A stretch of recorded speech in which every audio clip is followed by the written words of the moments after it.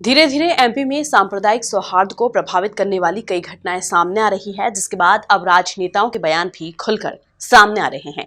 इसी कड़ी में अब कैबिनेट मंत्री उषा ठाकुर ने इस तरह की घटनाओं को लेकर कांग्रेस की तुष्टीकरण नीति को दोषी ठहराया है और बयानों के जरिए चेतावनी भी दी है। शांति तोड़ने वालों से गुस्साई कैबिनेट मंत्री उषा ठाकुर, सांप्रदायिक घटनाओं के पीछे कांग्रेस के तुष्टीकरण को ठहराया दोषी।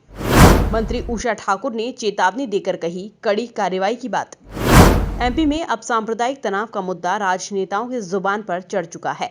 हाल ही में इंदौर में हुई मॉब लिंचिंग की घटना और फिर कांग्रेसी जनप्रतिनिधियों का उनके समर्थन में खड़े होना अब शिवराज सरकार की तेज तर्रार मंत्री उषा ठाकुर को नागवार गुजरी है। मीडिया के कैमरों के समक्ष मंत्री उषा ठाकुर ने अब इस तरह की घटनाओं के पीछे कांग्रेस तुष्टीकरण की नीति को दोषी माना है और इस तरह के असामाजिक तत्वों पर कड़ी कानूनी कार्रवाई की पैरवी की। देखिए, कांग्रेस ने जो दुर्दशा की है आज़ादी से लेकर आज तक, ये जो घटनाएं आपको यत्र तत्र सर्वत्र दिख रही हैं ना, ये सब उन्हीं का परिणाम है। ये उन्हीं का तुष्टीकरण है कि आदमी राष्ट्र की मुख्य धारा से जुड़ नहीं पाया और निजी स्वार्थों में इतना डूब गया कि उसको राष्ट्र दिखाई ही नहीं देता। भारतीय जनता पार्टी राष्ट्र सर्वोपरि, राष्ट्र सबसे पहले और राष्ट्र राष्ट्र राष्ट्र ही इस बात के संस्कार के साथ काम करती है। हम अपने लक्ष्य में, अपने उद्देश्य में जुटे हुए हैं, पर जो संविधान का उल्लंघन करेगा वो भी कठोरतम दंड पाएगा।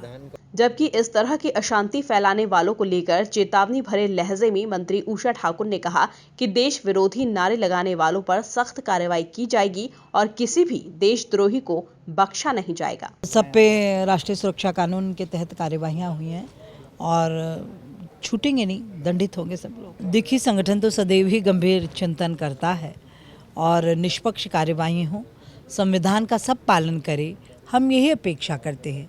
कोई भी कानून हाथ में लेने की कोशिश करेगा तो ये बर्दाश्त नहीं है। वहीं सियासी तौर पर आरोपों की बौछार करते हुए मंत्री ठाकुर ने इस तरह की घटनाओं में देशद्रोहियों का साथ देने वालों पर देशद्रोह का मुकदमा चलाए जाने की भी बात कही। देखिए, ये जितनी घटनाएं हो रही हैं अक्षम्य हैं और इनमें जो भी अपराधी हैं सबके प्रमाण भी उपलब्ध है। किसी कीमत पे वो छोड़े नहीं जाएंगे, कठोरतम कार्यवाहियाँ होंगी, इसमें कोई दो मत नहीं है। और जो थाने का घेराव किया जनप्रतिनिधियों ने वो बहुत शर्मनाक है। संविधान की शपथ खाई है उन्हें और उसके विरुद्ध जाके यदि अपराधियों के संरक्षण के लिए वो थाना घेरते हैं तो वो अपना आत्ममूल्यांकन करे और इंदौर इस बात की चिंता करे कि कौन से जनप्रतिनिधि हैं जो राष्ट्रद्रोहिता के पक्ष में खड़े। वो व्यक्ति जिनकी वोटर आईडीज झूठी हैं, जिन्होंने बिना आधार के फर्जी तरीके से बना लिए, वो भी सब दंडित होने चाहिए और उनका समर्थन करने वालों पर भी राष्ट्रद्रोह का केस दर्ज होना चाहिए। कुल मिलाकर अपने भगवा अंदाज के लिए जानी जाने वाली मंत्री उषा ठाकुर ने कड़े लहजे में अब देश विरोधी गतिविधियों में लिप्त तत्वों को खुले तौर पर चेतावनी दे डाली है और तनावपूर्ण स्थिति निर्मित करने वालों को भी चेताया है। Bureau report, MP news, Indore.